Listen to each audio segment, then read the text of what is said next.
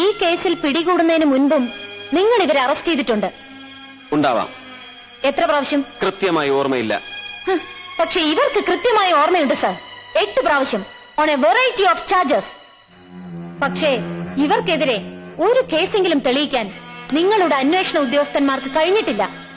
തെളിയിക്കപ്പെട്ട് ഒരൊറ്റ ക്രിമിനൽ കേസിന്റെ പോലും പിൻബലമില്ലാതെ നിങ്ങൾ ഈ നിൽക്കുന്ന പാവം 4 ചെറുപ്പക്കാരെ സമൂഹത്തിന് മുൻപിൽ ക്രിമിനൽസ് എന്ന് മുദ്ര കുത്താൻ ശ്രമിച്ചു. അതല്ലേ സത്യം? നോ. മിസ്റ്റർ ഭരത്, ആ കൈയൊന്ന് നീട്ടു.